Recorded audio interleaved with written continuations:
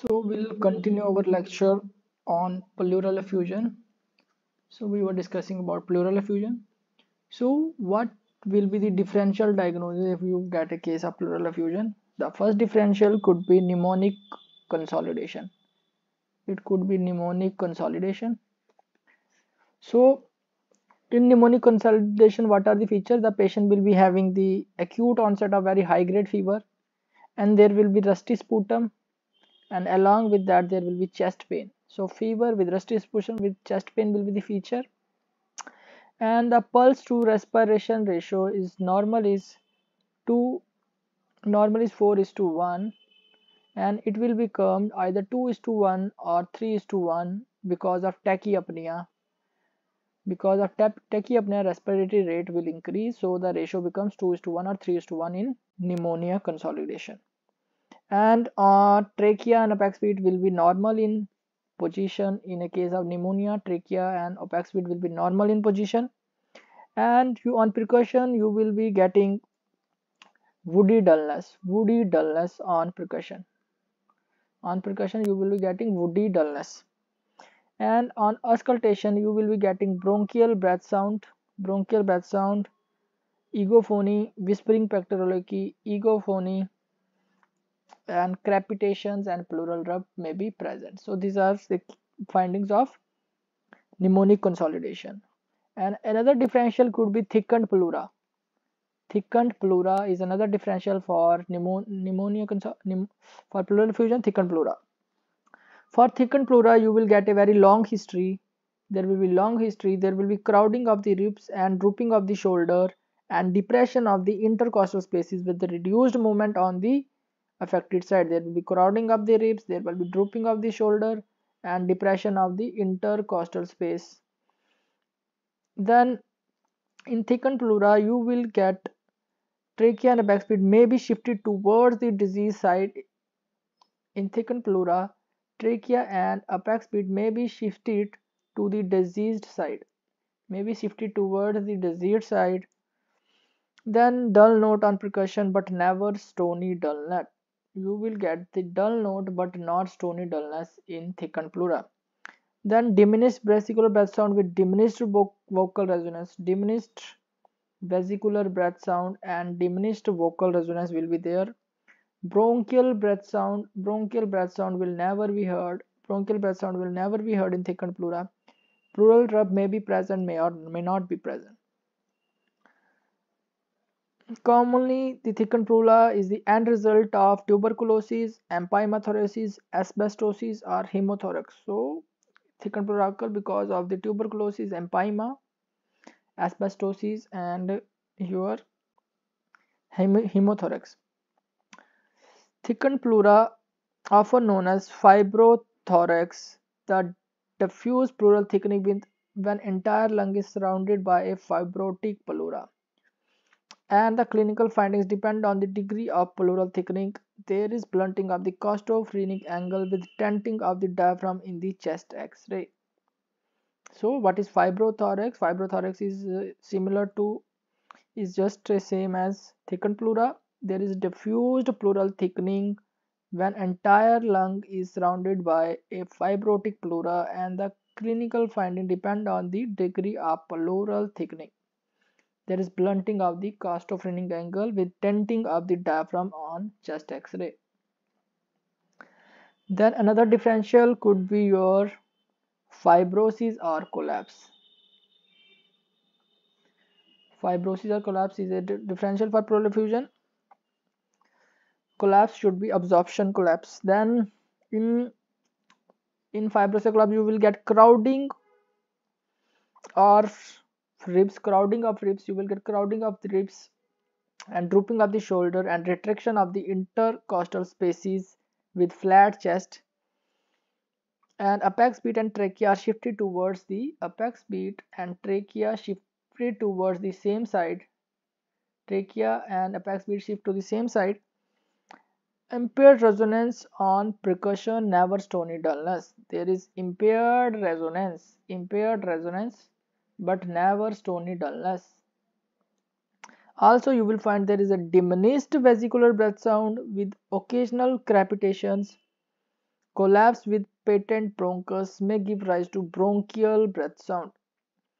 You can either get this diminished vesicular breath sound,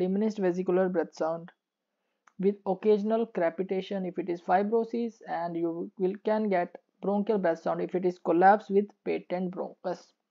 So diminished vesicular breath sound with occasional crepitation if it is a case of fibrosis, or bronchial breath sound if it is a case of collapse with patent bronchus. Then another differential is empyema thoracis. We have already discussed the differential empyema thoracis. Then bronchogenic carcinoma can also be differential. If bronchogenic carcinoma will be there, there will be history of cough, hemoptysis, chest pain, empyema, emaciation. There may be features of superior mediastinal syndrome. There may be cervical lymphadenopathy, Scleny group, especially Scleny group. In bronchogenic carcinoma, clubbing will be there. You will get clubbing. You will get usually no mediastinal shift occurs unless it is complicated by the pleural effusion. Localized rhonchi or crepitation. You can hear localized rhonchi or crepitations in a case of bronchogenic carcinoma. So no mediastinal shift, no midline shift, no mediastinal shift.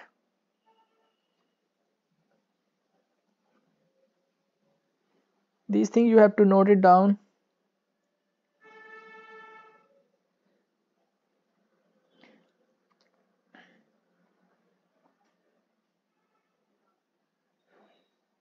Then we'll discuss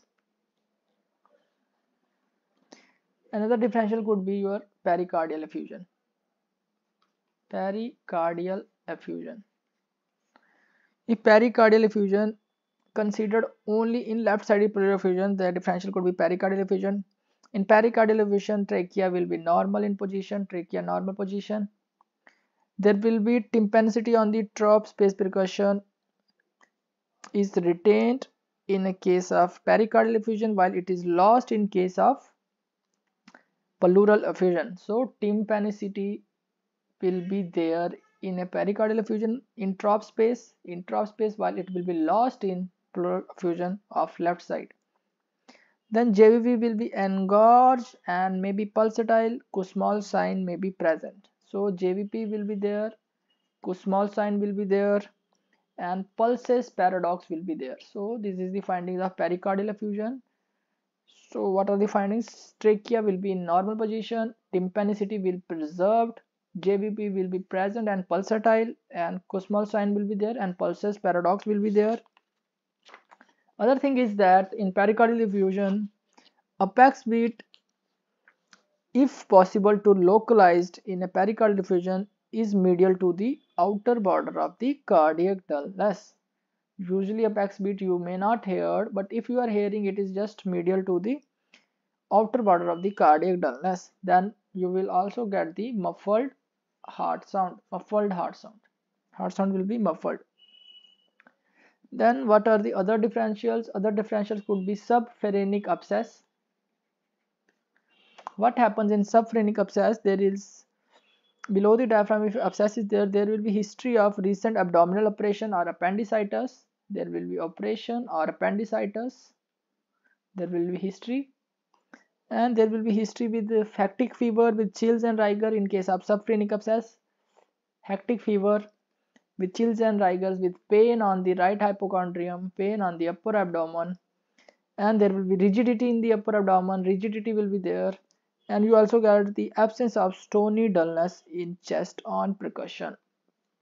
Stony dullness will be absent on percussion. So if subphrenic abscess you are suspecting, there may be history of operation or appendicitis, there may be fever, there may be right hypochondrial pain, there may be rigidity, there may be absent stony dullness. Then in right-sided effusion, if the another differential could be your liver abscess. Then in that case, there is history of intestinal amebiasis. Will be there. There may be patient look toxic, fever with chills, with shiny skin over the right lower chest. Patient will be toxic and shiny skin will be there. Then patient will have fevers with hectic fever. Then severe right upper abdominal pain with the right-sided intercostal tenderness. Right upper abdomen pain, right intercostal tenderness will be there. Then upper border of the liver dullness goes upwards. Upper border of the liver dullness goes upward.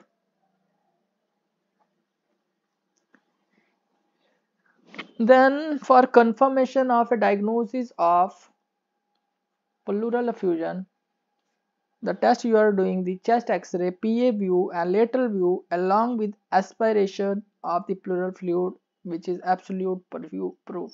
So you are going for x-ray and aspiration for the diagnosis of pleural effusion. Other findings in percussion in a case of, what are the examiner can ask, what are the other findings in percussion in a case of pleural effusion? Then you will say area of dullness, triangular area of dullness on percussion against the vertical column at the base of the opposite lung. This is Grocos triangle, probably due to shift of the posterior mediastinum to the opposite side pushed by the effusion. So you can get a dullness in the Grocos triangle. Grocos triangle. You can dullness. Suppose this is the lung. Suppose this is the front side. There is a effusion on the right side. So what you will get? There is a mediastinum. So area of dullness, that is on the percussion against the vertical column at the base of the opposite lung. So there is vertebral column, and if you go posteriorly, you will find this is the opposite lung. There is the effusion. On the opposite lung, you will find there will be effusion at the base of the opposite lung. This is Grocos triangle. This is the Grocos triangle dullness, probably due to the shift of the posterior mediastinum towards the opposite side by the effusion. So there is a large effusion, it shifts the posterior mediastinum to the opposite side, and you get the dullness in the Grocos triangle because of the push of the mediastinum to the opposite side. So area of dullness, triangular area of dullness on percussion against the vertebral column at the base of the opposite lung, probably due to shift of the posterior mediastinum towards the opposite side pushed by the pleural effusion. This is other findings in tuberculosis. Also you will get there is loss of tympanicity of the trough space in left sided pleural effusion. So you can percuss the trough space and there will be loss of tympanicity.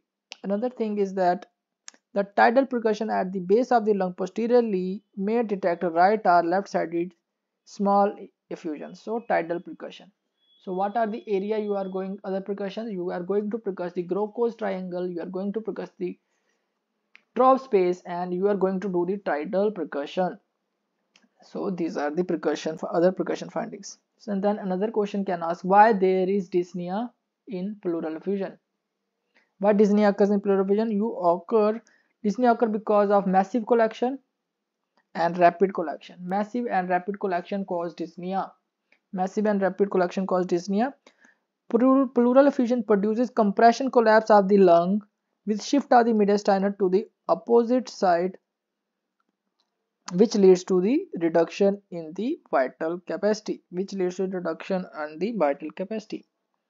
So what does pleural effusion cause? It causes collapse of the lung with shift of the mediastinum towards the opposite side, which leads to the reduction in the lung in the vital capacity. It causes compression collapse. So patient is having the dyspnea. Dyspnea occurs because of massive and rapid collection, and there is compression collapse of the lung, so there is dyspnea. Examination of cardiovascular system in a case of respiratory system. So you are going to search for any dilated superficial veins over the chest as well as engorged vein, dilated and engorged veins over the chest, and non-pulsatile neck veins, that is superior vena cava syndrome, pericardial effusion as a complication of anasarca, and signs of right ventricular hypertrophy or right ventricular failure in chronic or pulmonary. So you are going to see dilated and engorged veins, non-pulsatile neck veins, non-pulsatile neck veins in superior vena cava syndrome, pericardial effusion as a complication of anasarca, then signs of right ventricular hypertrophy and right ventricular failure in chronic cor pulmonale, right ventricular hypertrophy and right ventricular failure in chronic cor pulmonale. Search for dilated veins over the chest as well as engorged non-pulsatile neck veins, superior vena cava syndrome, pericardial effusion as a complication of anasarca, and signs of right ventricular hypertrophy and right ventricular failure. Then comes what is the examination finding of gastrointestinal tract in a case of pleural effusion, respiratory case. So you are going to see the halitosis in lung abscess, then hepatosplenomegaly, probably due to push effect of the malignant pleural effusion commonly rather than the cause of pleural effusion. So you can get hepatosplenomegaly because of the push effect of pleural effusion, Then liver may be soft and tender in chronic cor pulmonale. In chronic cor pulmonale, you get soft and tender liver. In chronic cor pulmonale, soft and tender liver. Splenomegaly is common in lymphoma, tuberculosis, SLE, amyloidosis. So splenomegaly is common in lymphoma, TB, SLE, and amyloidosis. That can also affect the lungs. Then ascites, if there is presence of hydrothorax or disseminated cox, you can get ascites in a case of hydrothorax or disseminated cox. Then you can get hydrocele or scrotal edema in case of hydrothorax, hydrocele or scrotal edema. Then abdominal lump you will get abdominal lump in a patient with pre and para-aortic. If there is abdominal lump, you will get para-aortic, pre-aortic lymph nodes are palpable and in lymphoma and may produce pleural effusion or superior vena cava syndrome. So you can get the palpable lymph nodes in the abdomen as in case of lymphoma, and the lymphoma, you know, it produces the pleural effusion. Then hernial site should be examined as protective cuff is common in COPD. In COPD, hernial sites should be examined. Hernial orifice should be examined. So these are the GI findings. Then what are the nervous system findings in a case of respiratory tract? You will look for the neck stiffness or rigidity. If present, it goes in favor of TB meningitis or meningism due to pneumonia. So TB meningitis has meningism due to pneumonia, you will get stiffness or neck rigidity. Higher functions may be altered in SVC syndrome or respiratory failure, superior vena cava syndrome and respiratory failure. You will find that higher mental function will be disturbed. We are discussing the nervous system finding in respiratory case. Then Horner syndrome, because of the bronchogenic carcinoma, you can get Horner syndrome. Then you can get myasthenic syndromes, Eaton-Lambert syndrome, and peripheral neuropathy may develop from respiratory illness. The myasthenia syndrome and peripheral neuropathy are the non-metastatic complication of bronchogenic carcinoma. So myasthenia and peripheral neuropathy are non-metastatic complication of bronchogenic carcinoma. Then lymphadenopathy you are getting in a case of pleural effusion. What you are thinking? Lymphadenopathy in pleural effusion. So in that case, the lymphadenopathy could occur due to the tuberculosis, especially if you are getting the lymph nodes in the posterior triangle of the neck and supraclavicular fossa and axilla. That is your tuberculosis. Then lymphoma, there will be generalized lymphadenopathy in lymphoma. Then you can have bronchogenic carcinoma, especially Skleni's node and Virchow's node. In bronchogenic carcinoma, Skleni's and Virchow node. Acute leukemia, cervical and axillary nodes will be enlarged. In acute leukemia, cervical and axillary nodes. In SLE, systemic lupus, and erythematosus, you will get the generalized lymphadenopathy. So where do get generalized lymphadenopathy? First is lymphoma, then systemic lupus, erythematosus. So if you are seeing that lymphadenopathy in a case of pleural effusion, you should think of tuberculosis, you should think of lymphoma, bronchogenic carcinoma, acute leukemias, systemic lupus, erythematosus. Then splenomegaly with pleural effusion is common in lymphoma. You are getting splenomegaly and you are getting pleural effusion. So where do you get spleen and pleural effusion? First is lymphoma, then miliary tuberculosis.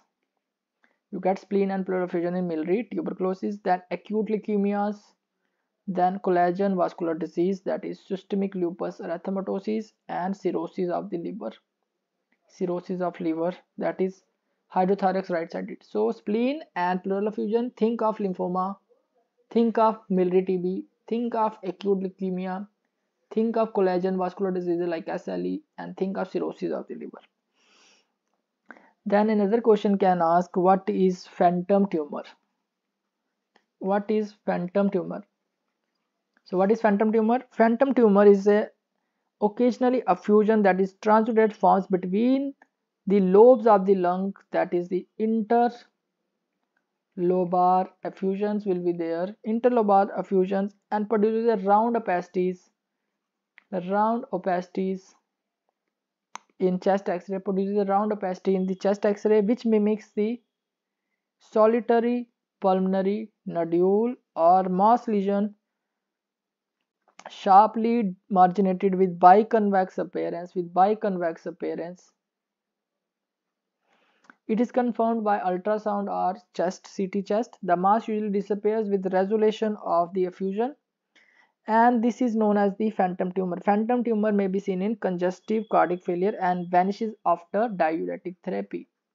It is seen in congestive cardiac failure and vanishes after diuretic therapy. So what happens in congestive cardiac failure? You will get the interlobar effusions where there is on the chest x-ray there is appearance of round opacities that resemble the solitary pulmonary nodule or a mass lesion with biconvex appearance, and it is confirmed by ultrasound and CT.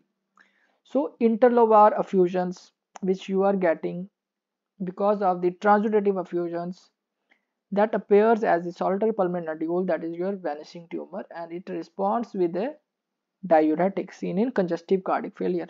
So this is your phantom tumor. Subpulmonic effusion and its diagnosis. Subpulmonic effusion, how you diagnose it? Subpulmonic effusions. Subpulmonic effusion is here the effusion collects underneath the lung and chest x-ray gives an impression of elevated hemidiaphragm. To confirm the diagnosis, a chest x-ray lateral decubitus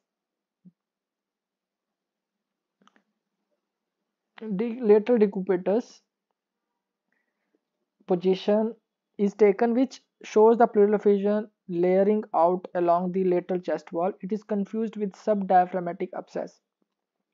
Subpulmonic effusion, if the effusion collects underneath the lung,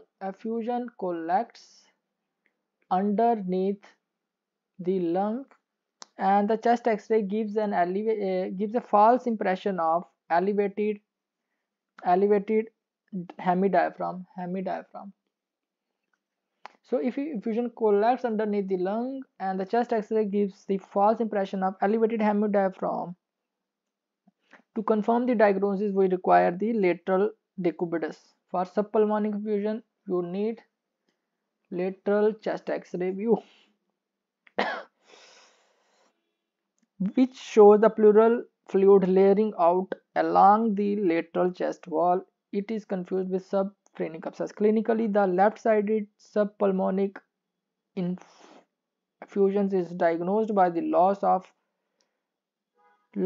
tromp space tympanicity, and the right-sided effusion is suspected in abnormal tidal percussion on the right side. Left side, there will be loss of tympanicity in the drop space. In left sided subpulmonic infusion, and in right side you will go for abnormal, there will be abnormal tidal percussion on right side. So this is subpulmonic effusions. How massive effusion is diagnosed clinically? How massive effusion is diagnosed clinically? In massive effusion, the dullness extends up to the second intercostal space. The dullness extends to the second intercostal space or above. Then you will say it is massive effusion. Radiologically, it produces dense opacification of the hemithorax with mediastinal shift. There will be dense opacification of the mediastinum, dense opacification of the hemithorax with mediastinal shift. There will be dense opacification of the hemithorax with mediastinal shift. Usually it is designated as mild if less than 500 ml, moderate if it is 500 to 1 liter, 500 ml to 1 liter, not 1 liter, 500 to 1.5 liter, and severe if it is more than 1.5 liter. Severe or massive effusion is more than 1.5 liter. Then massive effusion commonly, what are the causes of massive effusion? Then you will say it commonly results from malignancies, congestive cardiac failure, tuberculosis, cirrhosis, and trauma. Massive effusion, malignancy, congestive cardiac failure, tuberculosis, and trauma. Massive effusion in malignancy, congestive cardiac failure, tuberculosis, and trauma. Points favor in tuberculosis, tubercular effusion. What are the points favor in tubercular pleural effusion? Then you will say it is possibly the commonest cause of pleural effusion in India. The points in favor are fever with night sweat, weight loss, anorexia, malaise, then evening rise of temperature and cough, evening rise of temperature plus cough from 1 month, and there is history of contact with TB, and patient is emaciation. There is emaciation present. Tubercular effusion is thought to be due to primarily hypersensitivity reaction to tubercular protein. So it is hypersensitivity reaction to tubercular protein. Then other hypersensitivity reaction to tuberculosis are erythema nodosum and lenticular keratoconjunctivitis. Lenticular keratoconjunctivitis and erythema nodosum. These are the other hypersensitivity reaction. Now the question comes, what are the complications of pleural effusion? Complication of pleural effusion. So the complication of pleural effusion, you can remember this mnemonic TCA. These are the complication of pleural effusion. First is thickened pleura, then empyema thoracis, then compression collapse of the lung followed by fibrosis, and A is acute pulmonary edema, a rare however it is rare a complication of rapid pleural effusion. Then other finding could be the spread of infection to the pericardium, peritoneum, hydrothorax, these are the other, hydropneumothorax, then cardiorespiratory embarrassment as a result of massive pleural effusion. So what are the complications of pleural effusion? You will say there will be thickened pleura. First it has written, remember thickened pleura, compression collapse,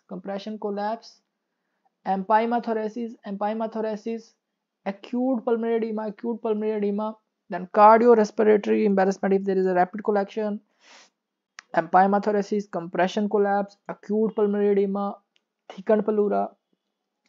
Out of them, the important one is you are commonly seeing is compression collapse and empyema thoracis.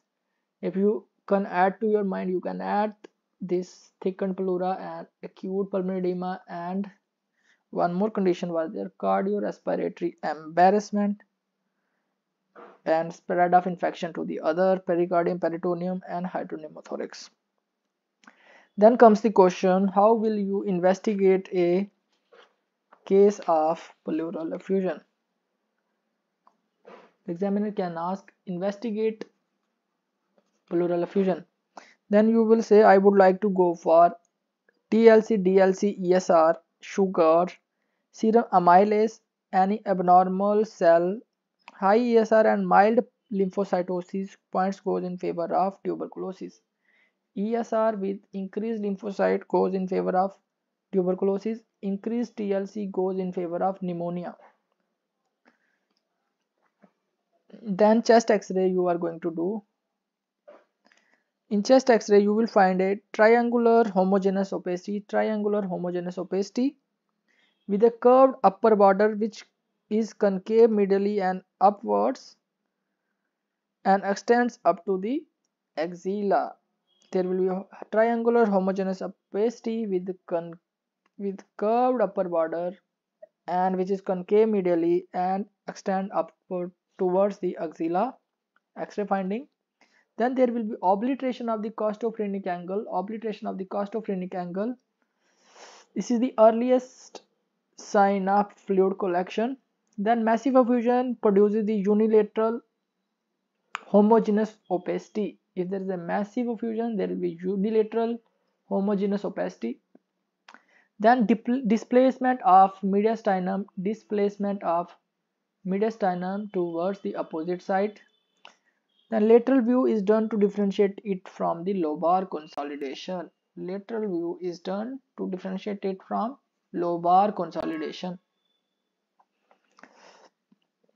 Then ancestral pleural effusion may not obliterate the costophrenic angle. If there is ancestral effusion, there is not obliteration of costophrenic angle.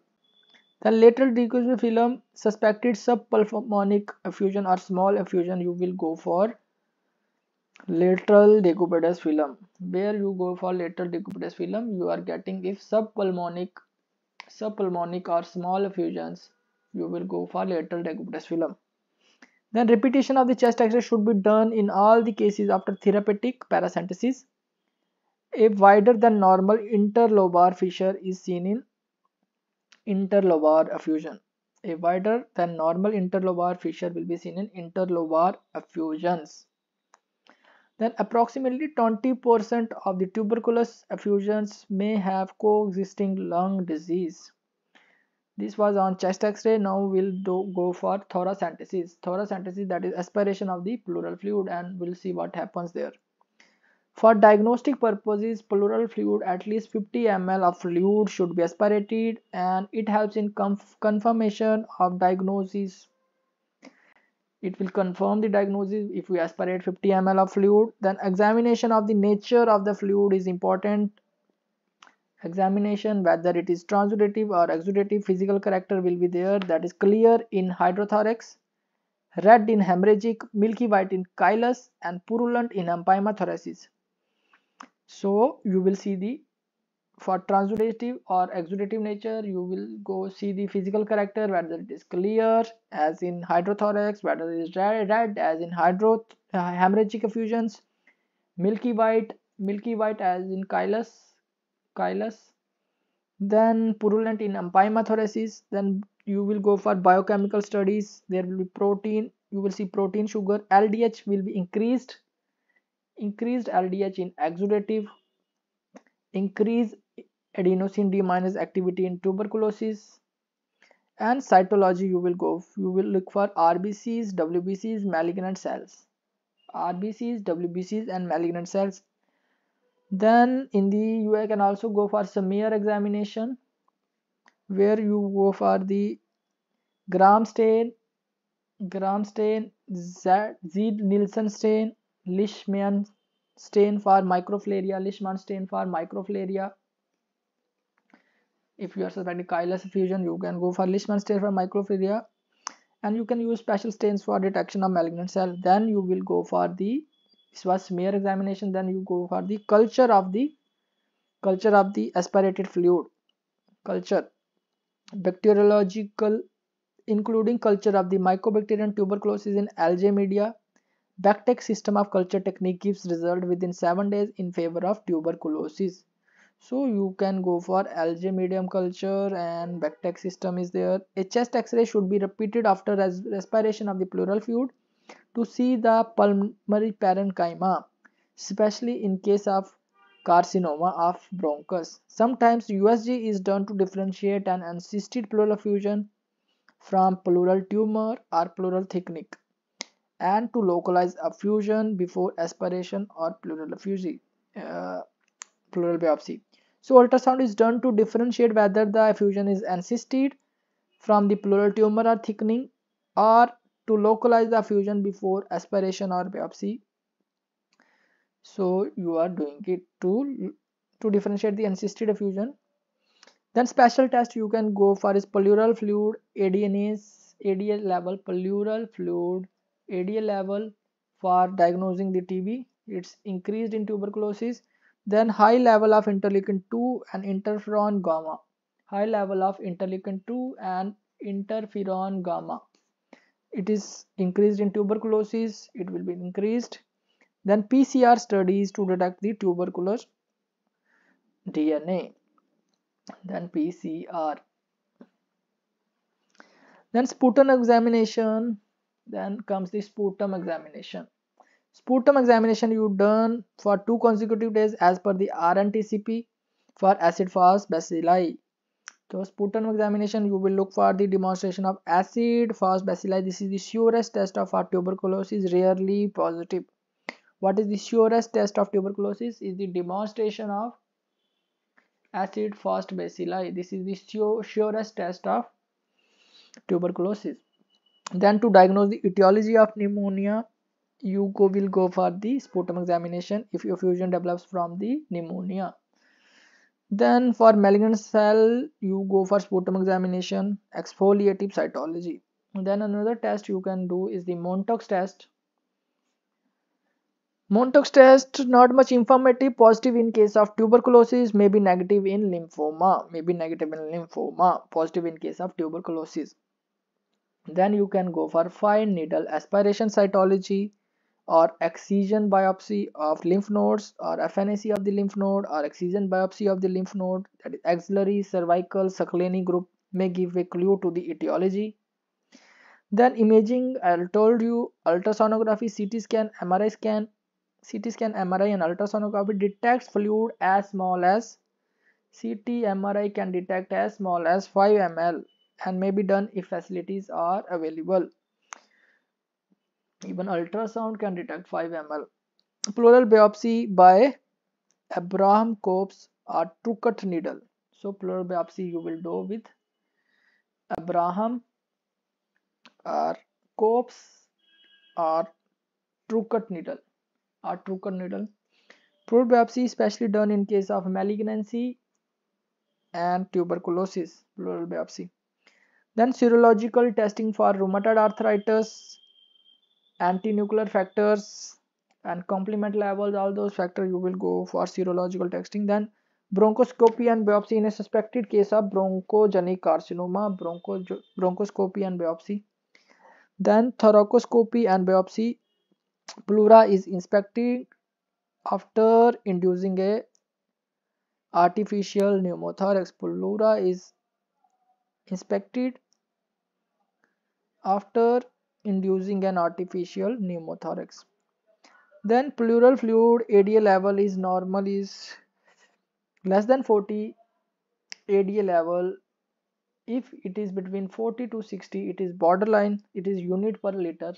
40 to 60 is borderline, more than 60 unit per liter is highly specific, highly sensitive, or high activity in favor of tuberculosis. Then another question, minimal collection of pleural fluid for clinical detection. At least 500 ml of fluid is necessary, and 500 for clinical detection, and for radiological detection 300 ml for radiological detection is required. Normal amount of pleural fluid is 5 to 15 ml. This is the normal pleural fluid volume. Then another question is the possible causes of malignant pleural effusion. What are the possible causes? Then you will say bronchogenic carcinoma is the commonest, then metastatic cancer, metastatic carcinoma, bronchogenic carcinoma, Then pleural mesothelioma, lymphomas, leukemias. So what are the malignant effusions? You know, bronchogenic carcinoma, metastatic carcinoma, often from the breast, pleural mesothelioma, lymphoma, leukemia. So these are the malignant effusions.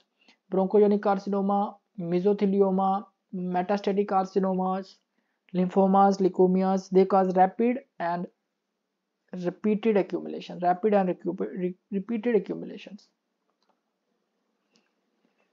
Metastatic carcinoma often from the breast, and the thyroid goes to the lung. So you have to remember breast. You have to remember breast and thyroid. Breast and thyroid causes metastatic carcinomas in the lung. So what are the indication of thoracentesis or pleural fluid aspiration? Indication of pleural, pleural tap or thoracentesis. So you will say there are diagnostic indication and there are therapeutic indication. For diagnostic indication, you would like to look for the physical character. You will like to look for the physical character, biochemical, cytological, and bacteriological study of the pleural fluid to come to a definite diagnosis. At least 50 ml of fluid is aspirated for diagnosing. And therapeutic, if there is a rapid collection, if there is respiratory distress, if there is a massive collection, and if you are suspecting secondary infection. So there is respiratory distress, there is very rapid collection, and there is a very massive collection, then you will go for therapeutic tap. Fluid should be aspirated slowly and as much as possible until it is harmful to the patient. So as much as possible you will go, and it should be aspirated very slowly. Few clinicians advocate not to aspirate more than 3 liter, not more than 1 liter, not more than 1 liter. It should not be more than 1 liter. On first occasion, because of the risk of developing acute pulmonary edema. If you tap more than 1 liter, there is risk of developing acute pulmonary edema. So you should not tap more than 1 liter. The area of maximum dullness on percussion, usually the mid axillary line, should be the appropriate site for aspiration of the fluid. Nowadays USG guided pleural effusion is preferred. So what is where you are going to aspirate? It should be area of maximum dullness, usually in the mid axillary line. Maximum dullness, area of maximum dullness, usually in the mid axillary line. Then important question is, what are the complications of pleural aspiration? What are the complications of pleural aspiration? Or pleural tapping, which is also the thoracentesis. What are the complications? Ideally, pleural aspiration should be done under strict aseptic conditions with slow withdrawal of the fluid. The complications are pleural shock, empyema thoracis, hemothorax, hydropneumothorax, hemopneumothorax, then acute pulmonary edema, air embolism, cardiorespiratory embarrassment, subcutaneous emphysema. So these are the complications of pleural tap. There will be pleural shock, empyema thoracis, hemothorax, hydropneumothorax, hemopneumothorax, acute pulmonary edema, air embolism, cardiorespiratory embarrassment, and subcutaneous emphysema. So this is cardiorespiratory embarrassment, then acute pulmonary edema, then subcutaneous emphysema, then pleural shock, then empyema thoracis, pneumothorax, hydropneumothorax, hydropneumothorax. These are all the complications of pleural tap. Then how you clinically suspect the malignant effusion? What are the points clinically you look if it is malignant or not? First, if the patient is having old age, elder, smoker, cachectic with nicotine stain, and clubbing will be there, and palpable sclerae and Virchow's nodes, which are hard and fixed sclerae and Virchow's node. So these points goes in favor of malignant effusion. So if the patient is very old, he is smoker, there is nicotinic staining and there is clubbing, there is sclerae and Virchow's node which are hard and fixed, that points that it is malignant effusion. Pleural fluid, rapid and repeated collection of the hemorrhagic fluid will also favor the malignant effusion. Rapid and recurrent collection of hemorrhagic fluid. Rapid and recurrent collection of the hemorrhagic fluid will also favor that it is a malignant effusion. Then question comes the what are the special characteristics of tuberculous effusion? If it is tuberculous effusion, what are the special characteristic features? Possibly the commonest cause of pleural effusion is in India is TB and is usually associated with primary tuberculosis.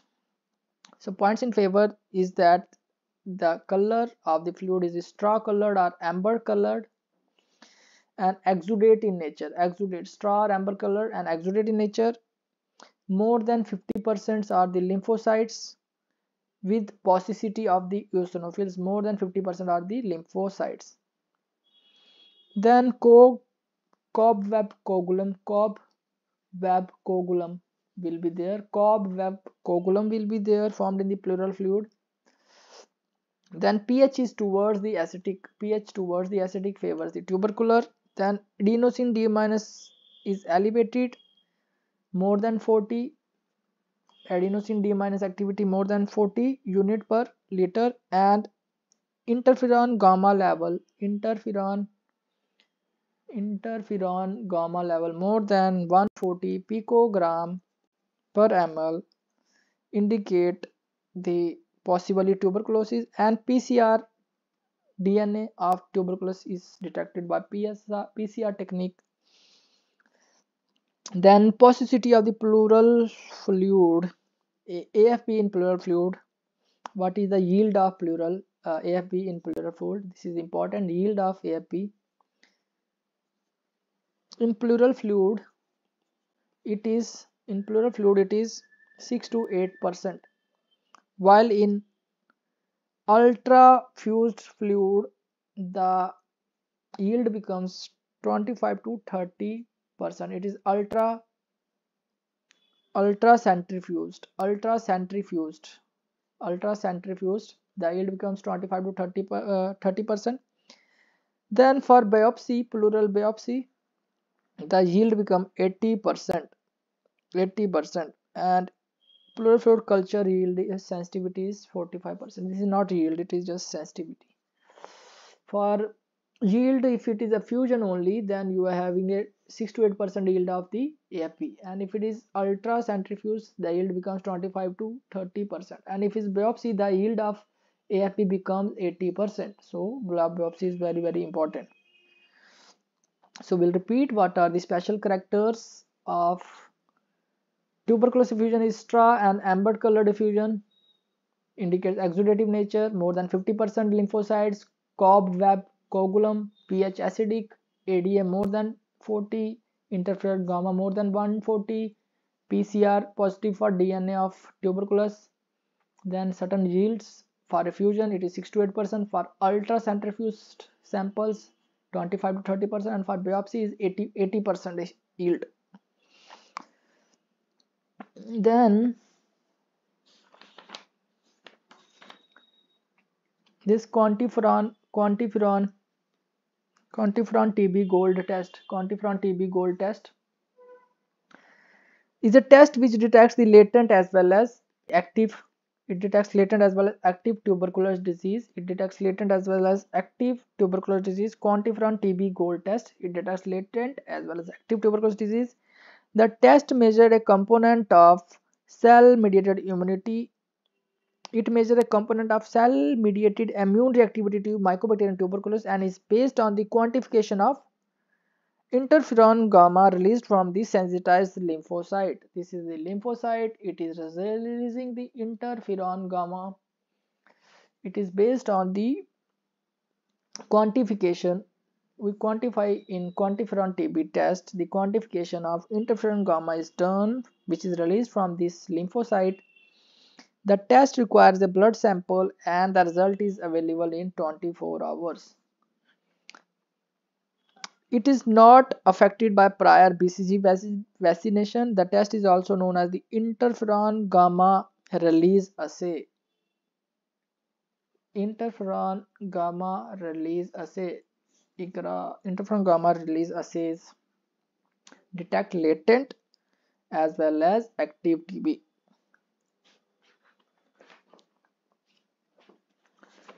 Then this is very important chart. Now we'll discuss that chart.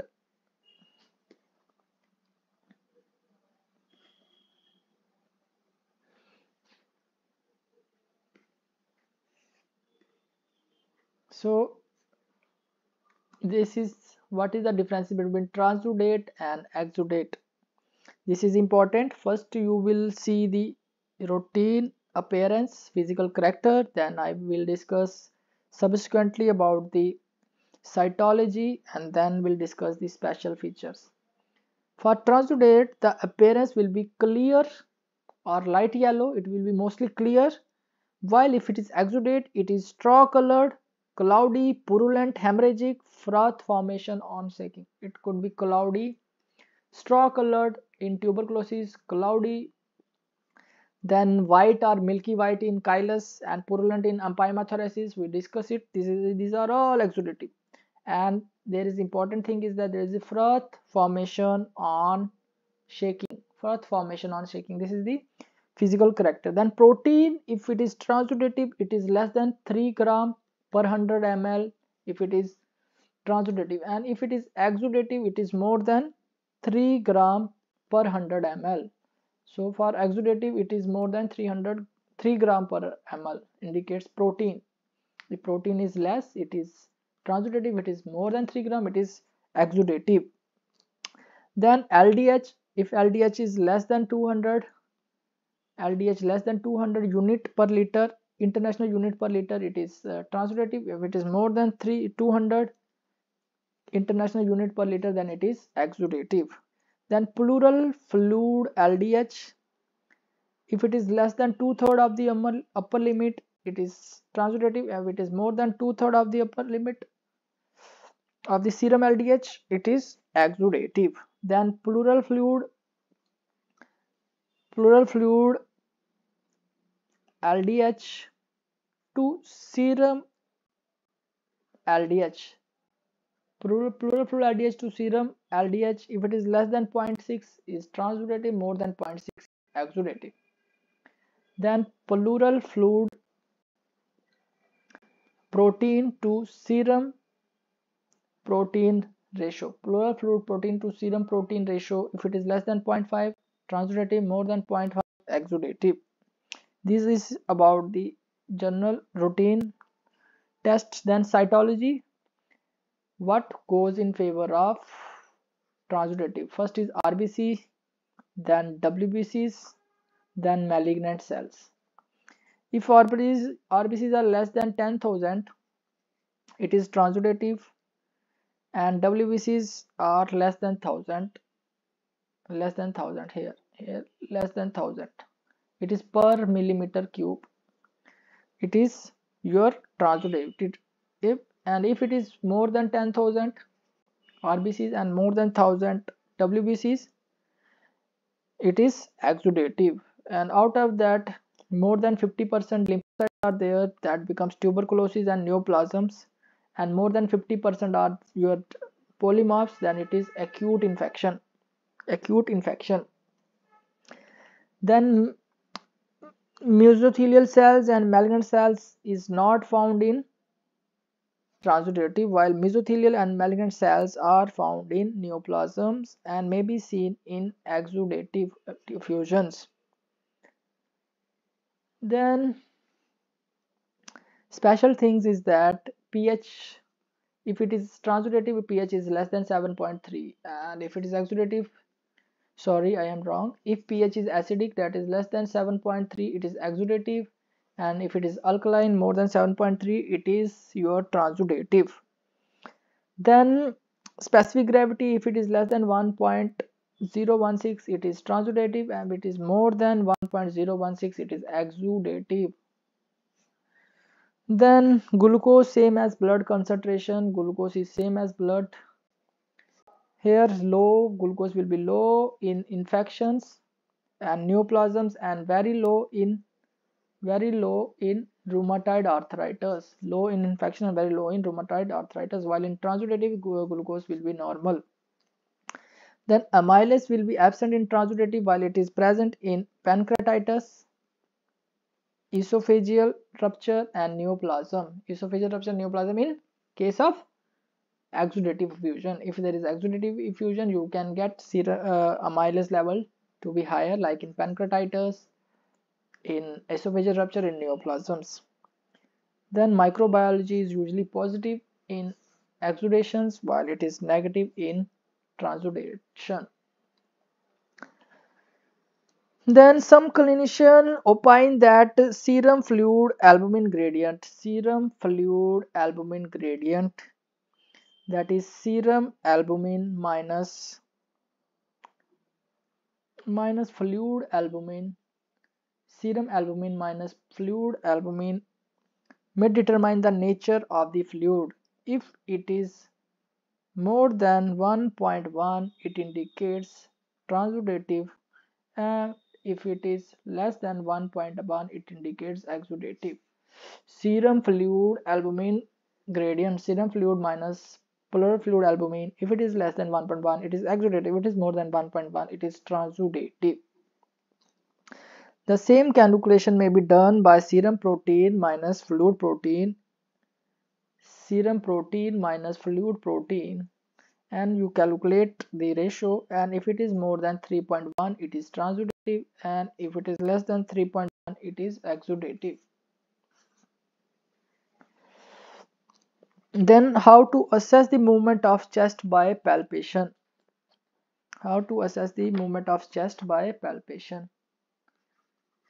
Movement of chest. One has to assess whether both sides of the chest are moving simultaneously and symmetrically or not. This is conventionally done at three places. First is front, then back and apex. Three places it is done the movement. You have to place both the palms lateral to the lower rib cage in such a way that thumbs touches each other in the middle anteriorly with a fold of skin in between the thumbs. Place the palms on the chest wall at the end of expiration, and now note the separation of the thumbs and feel over the palms with inspiration. Usually this is done at the level at just below the nipples, lower anterior chest. Normal expansion of the chest in an adult is at least 5 to 8 centimeter. Normally an expansion of 2 centimeter or less is abnormal. In severe emphysema and ankylosing spondylitis, it is found to be 1 centimeter or less. So chest expansion is less than 1 centimeter in emphysema and ankylosing spondylitis. According to many clinicians, the respiratory movement of the upper anterior chest is determined by placing both the palms side by side with thumbs touching the midline. Terminal part of the other fingers will fall over the clavicles. Now note the elevation or lifting of the palms and not the separation of the thumbs to assess the movement of the upper anterior chest. So this was the front side. So I will repeat again. In the front, what will you do? You will place both the arms laterally on the lower rib cage in such a way that the thumb touch each other in the midline anteriorly with the fold of skin in between the thumbs. Place the palms on the chest wall at the end of expiration. Now note the separation of the thumbs and feel over the palms with inspiration.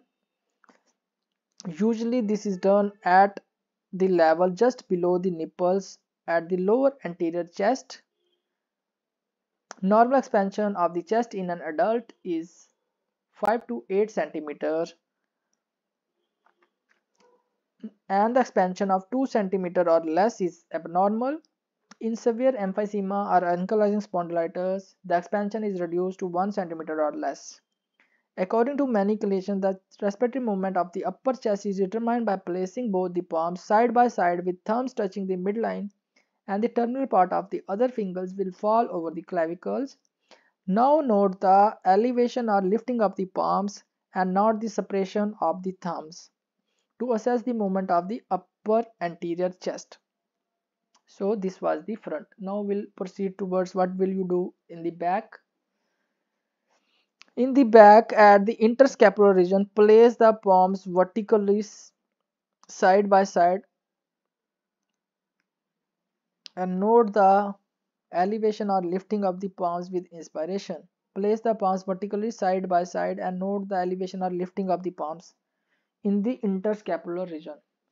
You have to place the palms like this in the interscapular region and note the lifting or elevation of the palms with inspiration. This is in the interscapular region. At the infrascapular, this is for interscapular. For infrascapular, same maneuver as done in the lower anterior chest.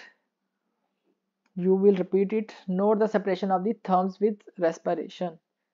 So lifting and elevation you will see in the interscapular area and the upper chest. These two areas you will note the lifting and elevation. Then apex. Patient will sit and standing behind the patient, place two palms on the shoulder over the clavicle in such a way that thumb touches each other in the nape of the neck at the level of vertebral prominence. Note the elevation or lifting of the palms with inspiration, not the separation. Elevation and lifting of the palms and not the separation of the thumbs. The movement of the apex may be examined from the front in a patient who is unable to sit. Patient will lie down and palms is placed over the clavicle from the front. So for apex movement you will place, patient will sit and you will stand behind. This patient will sit and you will stand behind and place the two palms on the shoulder in such a way that thumb will touch each other in the nape of the neck at the level of the vertebral prominence. Note the elevation or lifting of the palms with inspiration and not the separation of the thumbs. The movement of the apex may be examined from the front in a patient who is unable to sit. Patient will lie down and palms will be placed over the clavicles from the front. After the clinical assessment of the movement of the chest, always measure the expansion in the lower part of the anterior chest wall and infrascapular region of the back with a measuring tape. Take the measurement both in inspiration and expiration. So after the clinical assessment of movement is over, you have to take the expansion in the lower part of the anterior chest and infrascapular region of back with a measuring tape. That take the measurement both in inspiration and expiration. The site with the diminished expansion is likely to be the pathological site. Then upper and middle lobe expansion is best assessed from the front, while the lower lobe expansion is measured from the back. So upper and middle is from the front, and for the lower lobe expansion you will see it from the back. So this was how you will do the palpation of the chest. Now we'll see what are the causes of restriction of the chest movement. Restriction of chest movement. So restriction of chest movement, whether it is unilateral or bilateral. Remember the causes of unilateral restriction and bilateral restriction. So bilateral restriction you get in emphysema. you get in diffuse interstitial fibrosis, you get in bilateral hydrothorax, ankylosing spondylitis, sometimes in weak aspiratory muscle like myasthenia gravis or Guillain-Barré, then obesity, and sometimes in bronchial asthma. So remember main important causes like you get a bilateral restriction in emphysema, in diffuse interstitial fibrosis, bilateral hydrothorax, ankylosing spondylitis, weak inspiratory muscle as in myasthenia gravis and Guillain-Barré syndrome, and sometimes in obesity and bronchial asthma. So these are the causes of bilateral restriction of the movement. If it is unilateral, then you have to think of pleurisy, chest trauma, pleural effusion, pneumothorax, hydropneumothorax, collapse, fibrosis, thickened pleura, consolidation, empyema So many causes of unilateral restriction of the movement. So unilateral restriction could be because of pleurisy, it could be pneumothorax, hydropneumothorax, collapse, fibrosis, thickened pleura, then chest wall trauma, empyema consolidation of the lung. This is unilateral restriction. If it is bilateral, remember emphysema, diffuse interstitial fibrosis, bilateral effusions, ankylosing spondylitis, inspiratory muscle weakness in myasthenia gravis and Guillain-Barré syndrome. Due to severe chest pain, fractured ribs, flail segment follow trauma. Due to severe chest pain, fractured ribs, flail segment following trauma or previously thromboplasty can lead to the restriction of the chest movement. Then the examiner can ask, what do you mean by expansion of chest? What is expansion of chest? The examiner can ask you, what is expansion of chest? Then you will say expansion and movement of the chest are not interchangeable terms. Expansion and movement of the chest are not interchangeable terms. Expansion and movement not interchangeable terms. For example, in emphysema, chest may move but there is little expansion. Chest may move in emphysema but there is little expansion. Chest may move but little expansion will be there. They are not interchangeable terms. Expansion is the difference between the inspiration and expiration in commonly measured by tapes, measuring tape. So it is the difference between expansion is the difference between inspiration and expiration and is measured by tape. So expansion and movement are not interchangeable terms. For example, emphysema, the movement may be more. Movement chest may move but there is little expansion. So expansion is the difference between the inspiration and expiration and is commonly measured by tape. Why there is egophony above the level of pleural effusion? Another question. Why there is egophony? Then you will say due to interceptions of the relaxed lung as well as the fluid level with the low pitched component of the sound. Because of the interceptions of the relaxed lung as well as the fluid level. Because of the interceptions of relaxed lung as well as the fluid level, there is a low pitched component of the sound. Because of the interruptions of the relaxed lung as well as the fluid level, there is low pitched component of the chest, so we are getting the egophony. Then why the upper margin of fluid goes towards the axilla in chest x-ray?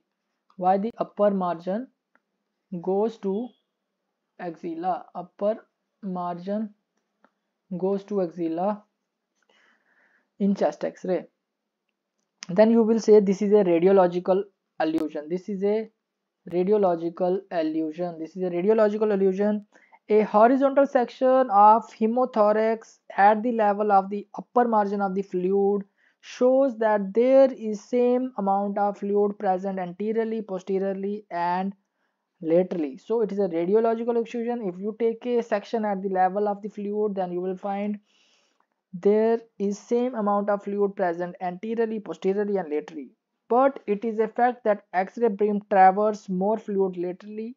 But it is a fact that X-ray fluid travel more fluid laterally than do centrally because of the peculiar shape of the hemothorax.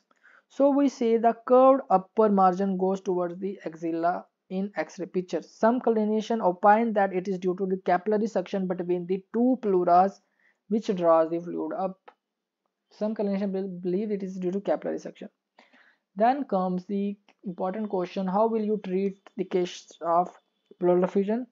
First is your bed rest with good diet.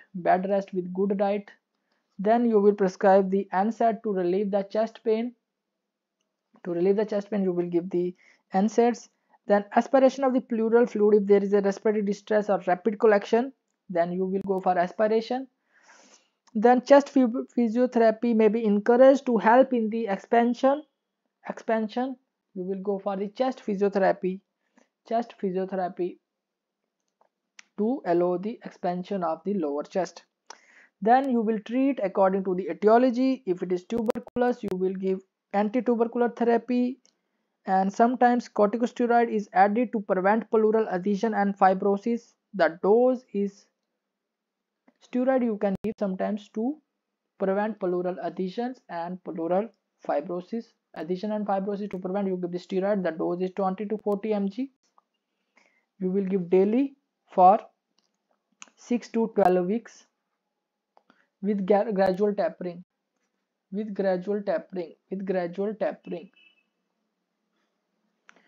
will give for 6 to 12 weeks with gradual tapering. Then for malignancies, if you are suspecting cancer and that is causing the pleural effusion, then you will go for repeated aspiration and pleurodesis, where you will do, what will you do? You will obliterate the pleural space by adhesion. You will obliterate the pleural space by adhesion. Pleurodesis is done by tetracycline. You will give the tetracycline, or by bleomycin, or sometimes you will use the talcum powder or mustine hydrochloride, talcum powder, bleomycin, tetracycline. Cornybacterium parvum, you can also use Cornybacterium parvum. Alternatively, thoracotomy with pleurectomy or pleural abrasion may be tried. Thoracotomy with pleurectomy or pleural abrasions may be tried. Treatment of the bronchogenic carcinoma or lymphoma is done accordingly. For hydrothorax, you will treat the heart failure, congestive cardiac failure. With diuretics. Then conclusion of pleural effusion. Whatever we have learned. Always look for the puncture mark, benzene stain, cotton seal in the lower chest, which is an indication of pleural aspiration. So you will look for puncture mark, benzene stain, cotton seal, which gives a clue for pleural aspiration. Then shifting of the mediastinum to the opposite side, stony dullness on percussion and diminished or absent vesicular breath sound and vocal resonance on the affected sides are the cardinal points for diagnosing pleural effusion. What are the cardinal signs? Shifting to the mediastinum to the opposite side, stony dullness on percussion, diminished or absent vesicular breath sound and vocal resonance on the affected side are the cardinal points of diagnosis of pleural effusion. Then examination for shifting dullness in the chest to exclude the hydropneumothorax. So you should demonstrate the shifting dullness to exclude the hydropneumothorax in all cases of pleural effusion. So you should be knowing how to do the shifting dullness. Never forget to write measurement of the chest in 2 phases, both inspiration and full expiration. The expansion you are writing, you should write in full inspiration and expiration. Always examine the upper respiratory tract, nose, nasal septum, air sinuses, pharynx at the beginning of clinical examination of the respiratory system. You should always examine the upper respiratory tract. Do not forget to examine the breast, testis, and spine in a patient of pleural effusion. So breast, testis, and spine should always be examined in a case of pleural effusion. So this was about pleural effusion.